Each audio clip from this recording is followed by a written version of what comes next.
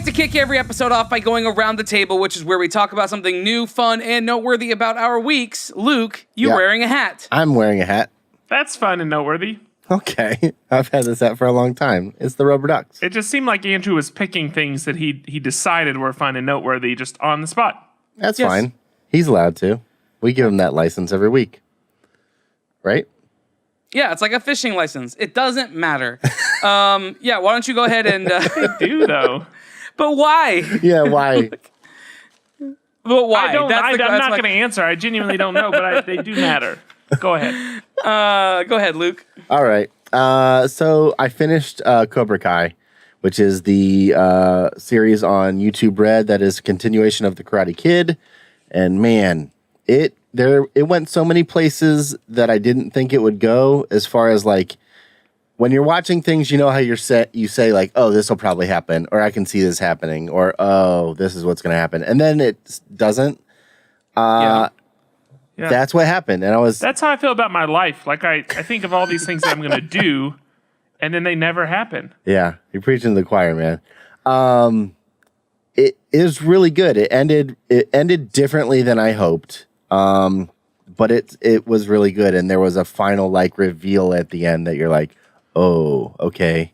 It's, I'm looking forward. So there could be another season. I'm hoping there is. I mean, the way things played out, there's a lot more like things. Story to tell. Yeah, there's a whole lot more story to tell.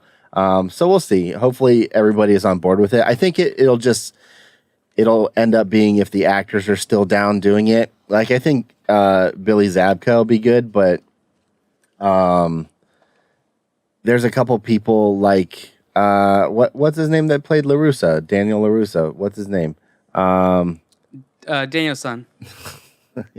Couldn't tell you. Ralph Macchio. What is Daniel-san? Ralph Macchio.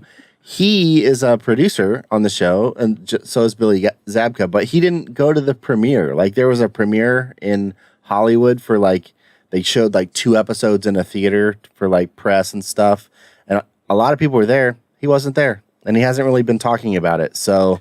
That's weird. I think maybe... I don't know.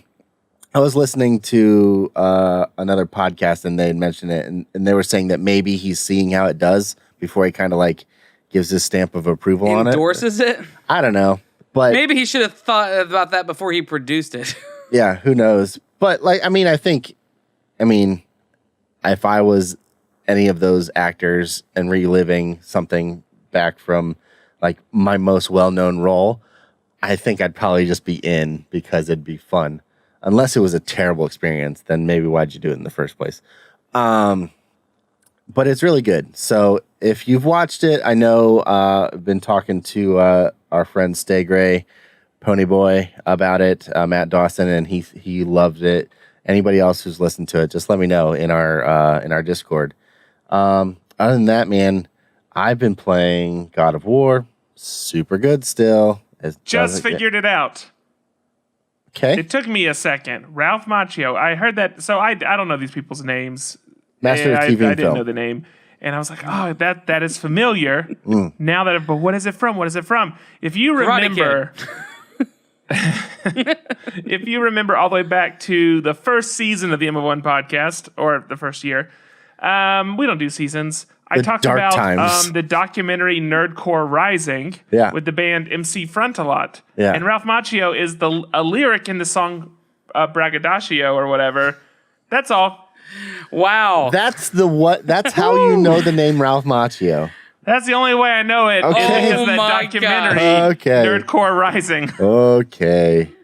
Oh my. It's a great song. You should listen to it. Patrick, tell me about your week, man. I'm just going to leave it at that.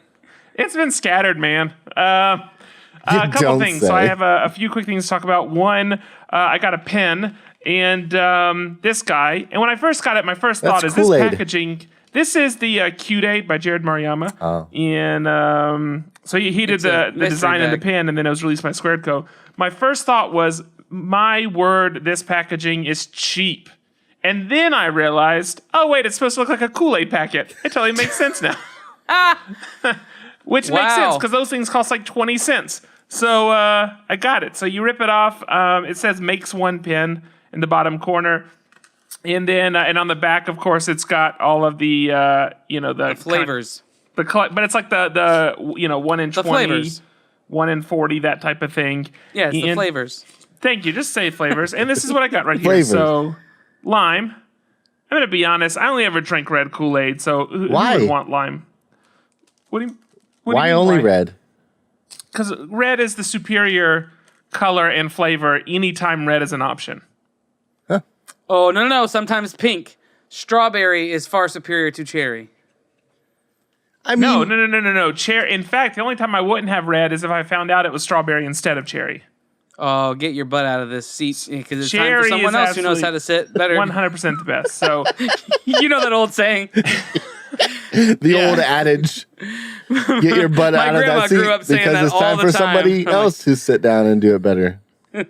yeah, there you go. Second thing, real quick, I just wrapped up this past week.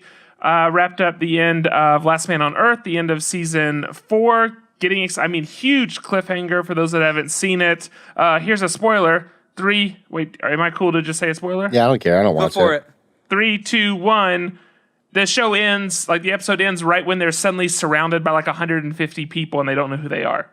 It's crazy. That's All right, you can put it crazy. back on, Andrew. Okay. So For our that's- YouTube audience, they get a real treat just there. Yeah. that's this huge cliffhanger. And then the show got canceled today. They announced it an hour ago. So that's it. Never know how it resolves. That sucks. Not super happy about that. That sucks real bad. We also found out You had to have known. It got an extra. I think it got a pity season. Honestly, the fact that it even had a season. So 4. the funny thing is, the first part of this season, it was actually on a what did they say? The point is, this season was actually started out stronger than all of last season. So this season got a bump, but it didn't go anywhere. You know Brooklyn why? Nine-Nine It's because also got canceled. because everybody was no way. What? Yeah. Brooklyn Nine-Nine got canceled and the Mick got canceled. Well, that's so, stupid. Who cares about the Mick? Brooklyn Nine-Nine is a gem. It's a That treasure. is an amazing show. It's one of writing the is only shows that fantastic. makes me Our hope actually laugh. Huh? It's one of the only shows that makes me actually laugh. Well, you can return to your sad life now, Luke, because it's gone. The I am. only hope that we have is if Hulu or Netflix picks up the show and releases another season. So I wouldn't count it out yet, because any other network, streaming service, whatever, could decide to purchase another season. But as far as it's run with Fox, Brooklyn Nine-Nine, The Mick, Last Man on Earth, they are done. They Just are so gone. we're They will clear, not be though, back. none of us are upset about the Mick being canceled, right? Have y'all seen any of it? I I watched watched two a episodes. half of an episode. I've seen 2 episodes.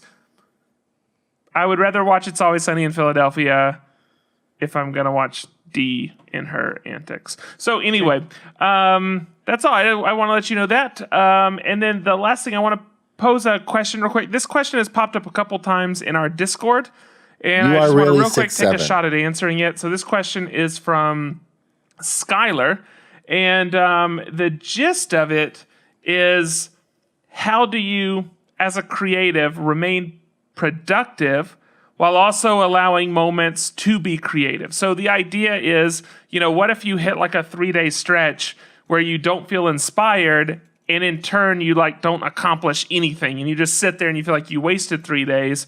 Whereas at another point you may have a week or whatever where you just feel like everything is firing, on all cylinders, and you're just being ultra productive. So how do you try to not necessarily normalize that, because you don't want to diminish when things are going well, but how do you try to prevent those slumps where you feel like you don't feel the energy, you don't feel inspired, you don't necessarily feel like creating, but you want to be productive? So initially when he phrased the question, he kind of asked, should I just put in an extra so many hours every day and, and just dig in deeper? Do either of y'all want to take a shot at answering this? I have an answer I want to provide. I was too lazy to type it in Discord, so I'm using this as the platform. But do either of y'all want to wager an answer? I mean, there's times that I feel the same way, and I mean, if you really want to be doing what you're doing, I think you just need to push through it and just make stuff.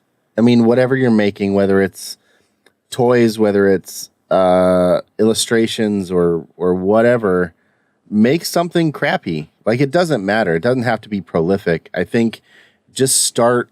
I mean, I forget who we were talking to. is talking about just start doing stuff and then iterate, and then or inspiration will come out of that work. You know, it might not be like the most exciting thing, but it might give you opportunity to, you know, discover something else that Sure. jumps off from there. Well, last week, Dave Yeah, Pryor, Dave talked that about was that a with, big piece of his conversation. Yeah. So, Andrew, do you have anything you want to add to that? No.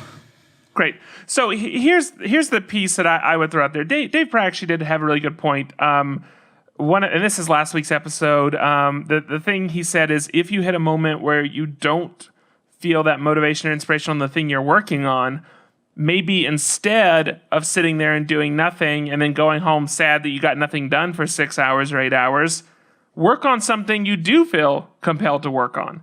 And it might not even be something that's actually for your job, or it might be like another project that doesn't technically have priority. But his idea was, at least you're accomplishing something as opposed to just sitting, feeling frustrated, doing nothing. Now, Sure. I will throw something else out, which is that if you are in kind of this like deep mode of execution, you're probably not going to have a light bulb moment necessarily. I mean, it's kind of hard for your brain to be open enough to allow it to wander to like a new idea if you're really deeply focused on a task list that you already have. I mean, your mind is going to stay on those already defined tasks. And so what I would say is that it's okay to have times where you don't feel like you're producing something. So in those times, step away from it. And that's fine. I mean, some of the most productive people groups in the world actually only work, it's something like they only work 42 minutes of every hour, and the other 18, it's like super exact, which is dumb to me, but I'm just trying to be factual right now.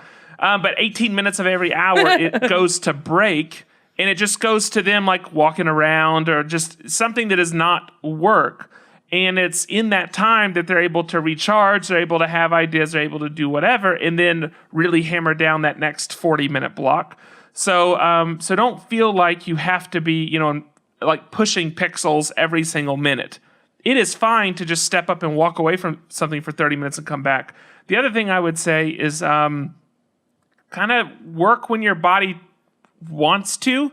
Your body has cycles. There's times of the moment where there's times of the day where you don't have energy, you're low on energy, you're low on motivation, whatever, that's natural. There's times of the day where it really ramps up. I think of someone like Matt Kindraw, who's in our community, where like 10 o'clock every night, suddenly he pops on Discord and is like, hey, how is everybody? You know, like for him, that's an up moment. And so it's good for him to work in that up moment instead of trying to wedge that between, 8 to 5. So that's fine. If you find that you're really motivated, like if you can really get stuff done from 10 to 12 every morning, great.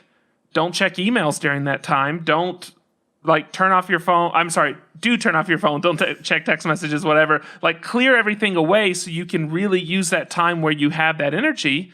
And then if you know that you're going to have a dead spot from 2 o'clock to 4 o'clock, great. Go do something else. Remove yourself from work if you can, and then just pick back up when you do have that next high moment, even if it's later in the day and it's outside of the typical hours of work. So if your work environment will allow you that opportunity, I would personally recommend that. Just try to let your work sync up with kind of your body's energy cycle. But again, don't be, everybody has moments where they feel like they're not getting stuff done or they're not whatever. That's okay. Either take a break from it, or what Luke said I think is really spot on. It's fine if it doesn't feel perfect. Go ahead and finish it. Finish it, take a step back from it, take a look at it, and then maybe you will want to do something else, or maybe it's fine, and it's okay if you don't knock it out of the park every single time. There will be more projects, and the reality is we're probably each individually more critical than most of the people looking at our work. So it's fine if you have to phone it in on a couple of projects. No one's going to come take away your license to be a designer. So, cool. Patrick says phone it in. That's what I want you to take away from that. So with all that said, real quick before I throw it to you, Andrew, I just want to make a note that I am moving. I'm leaving Chattanooga. Wait. What? I want to point out that I laughed in the middle of your statement because I heard the phrase beef actual. Oh, beef actual. I thought you were laughing because he said, I'm trying to be factual, but it's like something like this. No. I was laughing because I heard the phrase beef actual. All right, I go like ahead. that. Beef Please actual. continue. Patrick, what were you saying? Yeah, someone make that shirt. So I'm leaving. I almost said we're leaving. I'm leaving. Bye. So Chattanooga, Gig City, more like Gone City, because not going to be here anymore. Literally, so I will be sitting in this chair. Well, I'm keeping the chair. So this could have been misleading. These walls, you'll see these for the next 3 weeks, something like that. And then they're going to be different walls, and they're going to be much hotter walls because I'm going to be in San Antonio. That's right. Andrew and I will be. Yeah, we'll be Shooting things? Open carry. It's open carry here, so you can shoot anything at any time. Great. Welcome to Texas. Yeah, so I mean, honestly, Andrew and I will likely be living in the same neighborhood. It's pretty crazy. So it is either going to make the show that much better, or it is going to quickly lead to its demise. Very excited. So yeah, San Antonio, here we come. Andrew, Changes are coming. finish it up. Yeah. Okay, here we go. Sorry. I have a couple of things. It just seems like a weird transition. Like, I mean, I think you are doing great at making it a weird transition. shut up. Okay. I just think it's funny that you talked Is about that a Crystal pin you Coke? got. Yeah, Yeah, it's this Crystal is. Coke. Yeah, exactly. Well, yeah. I just thought that was funny. You talked about a pin you got. You talked about a TV show getting canceled, and then you finished that off by, oh, by the way, huge life change happening in 3 weeks. It seems like a funny Honestly, transition. those shows getting canceled is hitting me a lot harder than moving to Texas. Okay, so I got a couple of things real quick.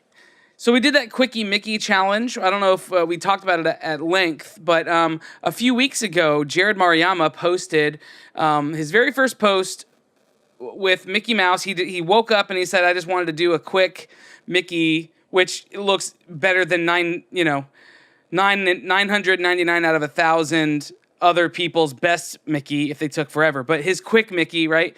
And he said, I'm challenging Andrew Sale and like 2 or 3 other people to show me their Quickie Mickey. Let's see if we can, let's see what you guys have. I'm like, okay, this is fun. This is cool. So I did one, and I posted it. It got a lot of traction right away. So I decided, you know what, I'm gonna do another one. Did another one, and then I did another one. So I ended up doing a classic Mickey. Then I did Steamboat Willie Mickey, and then I finished it off with Sorcerer's Apprentice Mickey. Kind of all 3 gamuts. And now it is it's blown up. There's well over 1,000 of these posts. So you're supposed to do one and then tag a couple of other people, and then they're supposed to do one and then tag a couple of other people. This thing has blown up, and I'm seeing new ones every couple of hours pop up on Instagram. And so what's been cool in that whole process has been to see this movement kind of happen, but also getting to know new and cool artists that I hadn't been aware of before. And so I saw this one post, and it was Mickey Mouse looking like the Monopoly man running with some cash, right? In an old timey bank money sack. It kind of reminds me of the scene out of the what's the Monopoly card stealing from the bank? What is that? It's it's get out of jail free card. Oh, is that one? Yeah, I believe that's what it is. Where he's running away. Yeah, that's it. So, loved it, and I messaged the guy on it and said, hey, I love this, I would totally buy this, and he's like, well, I can't sell it, but I can send you one. I was like, okay. So his name, I actually don't even, he goes by the moniker Brick Illustration, but I sent him my address, and out of nowhere, a couple days ago, he sent me a print of it, a little hand-signed print. I'm going to try to put it up so that the camera can see it. The color's not really showing through right now, but it's got this really cool vintage blue color.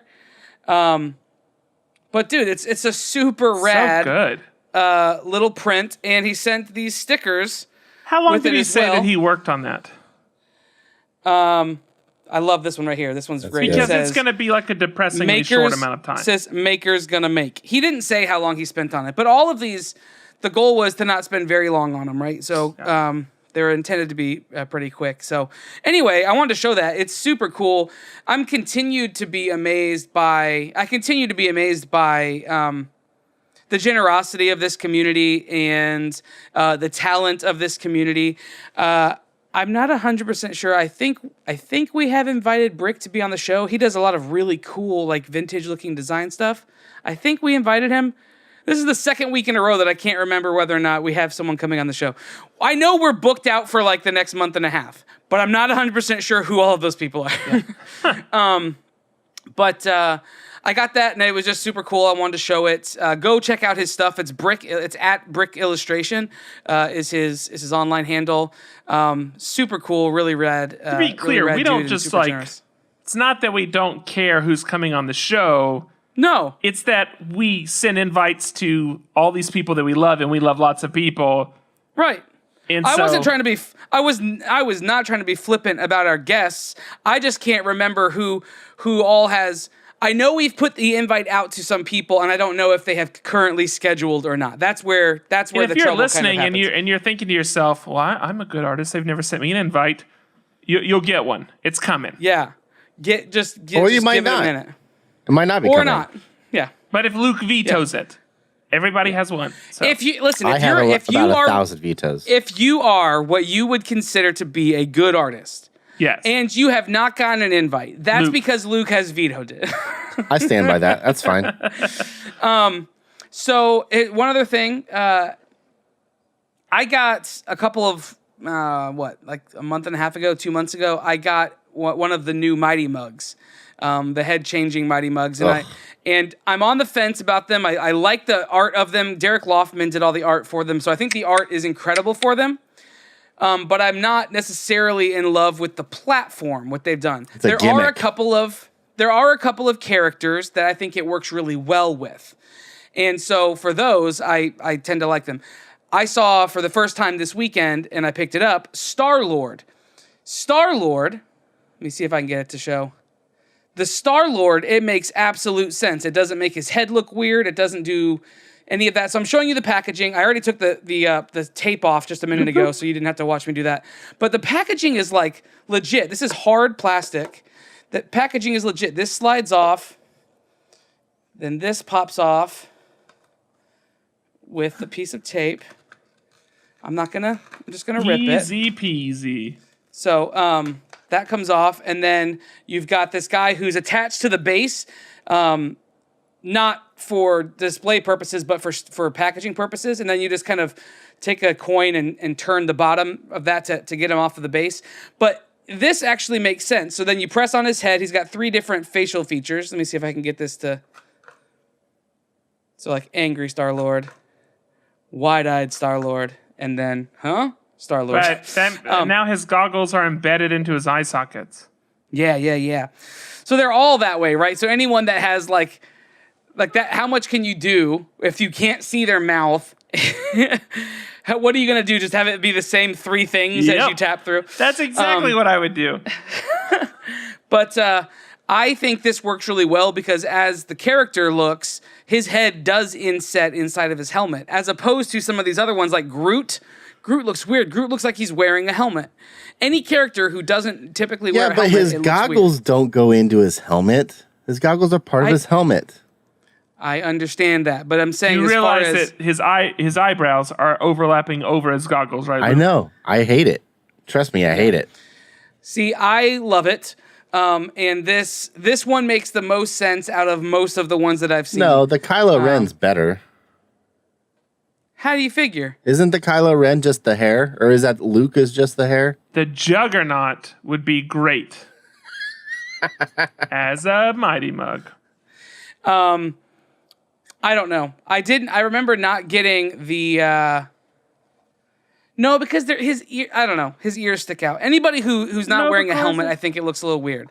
So anyway, that's my Star-Lord Mighty Mug. I'm not going to get all of the Mighty Mugs. And like Rocket, the Rocket Mighty Mug looks weird because he looks like a rabbit. He's got like rabbit buck teeth and not like raccoon teeth. So yeah, I would suggest just don't get any more because they're garbage.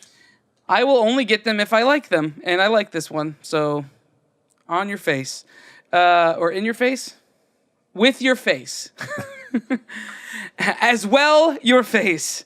But that's it for our Around the Table. I think up next, we're going to talk about some master categories.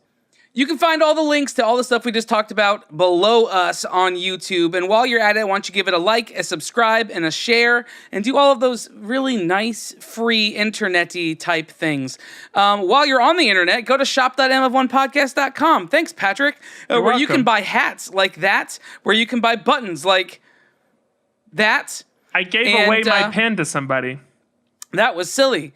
I guess you have to go and buy a new one. Go to shop.mof1podcast.com.